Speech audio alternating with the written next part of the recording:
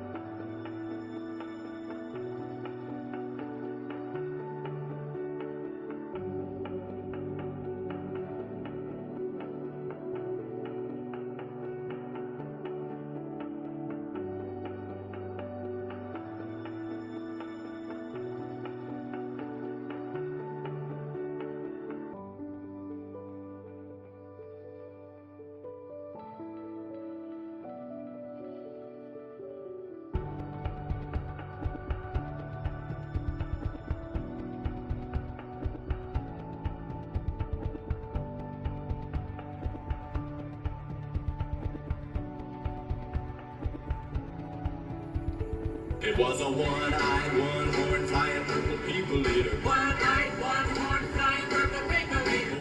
The last time the Vikings made it to the Super Bowl, the Purple People Eaters were the legendary defensive line everyone was talking about. But that was a long time ago, so long you can learn all about them in the Vikings Museum at their Eagan headquarters, which happens to be the perfect backdrop for our story tonight. Of course, for die-hard Viking fans, tonight's Super Bowl marks yet another season without making it to the big game. 45 in a row, to be exact. 45 years since the Vikings actually played in a Super Bowl. And you think you're disappointed? Try being these guys. The NFC playoffs. And as usual, another appearance by the Minnesota Vikings. 2 generations ago, the purple ruled Minnesota. Grant, Cap, Tarkenton, Foreman, Eller, Brown, Marshall, Page, Krause, and many more. Between 1970 and 1977, the Vikings put Minnesota on the proverbial football map, making it to 4 Super Bowls.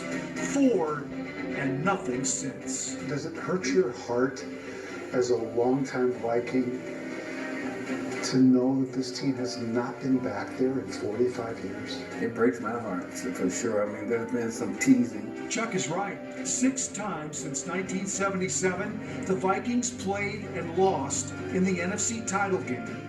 We even borrowed a Packer great and still couldn't get back. Which leaves these guys, the legends, the Hall of Famers, the greatest era of team in Minnesota. they have no one to pass the torch to, no one to get them off the hook for losing all 4 Super Bowl appearances, which, by the way, 45 years later, still hurts a lot. I cannot tell you how catastrophic they were to me. And I have not let them go. And I don't want to let them go. That burning desire in him, I feel for that. You know, I don't have those same feelings because it would eat me alive. But I can appreciate how he feels. Training camp video, 1976. Alan Page says those Viking teams back then were not great, they were exceptional. And the man who built them is still with us.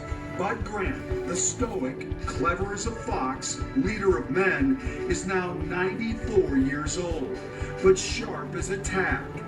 He loves his players, but hasn't lost a wink of sleep over those 4 Super Bowl losses, including the last one versus Oakland in 1977. I have never, ever gone back and looked at that game. I mean, we may have looked at it the next day, but I don't think I did. Even if it comes up on TV? Oh, I don't have nightmares or anything like that at all. No, but I just move on. I mean, it's not, I can't live vicariously through wins and losses. That's not my life. And he's not alone on that. Right now, I say I don't care. I care, but I don't care. And because you can't let it eat at you for 45 years. We had those chances and couldn't put it together. Especially in 77, Viking turnovers and lackluster play in Super Bowl 11 led the Raiders to a 32-14 win in Coach John Madden's victory ride. And you don't realize in that Raider game that the Raiders rushed for 266 yards, which against our front four, we'd say that's unheard of. Being the team that we were, I think we should have won. That would be kind of proof, maybe, of the team we were at that time. And that's exactly what's left now. Frustration that those exceptional Viking teams of the 1970s still don't get the recognition they deserve because of those Super Bowl losses. But Viking fans know. We know. They know. We set the standard for what the Minnesota Vikings are and have been. So we're still waiting for the current and players to come on up and join us. Let's hope they don't have to wait much longer, right?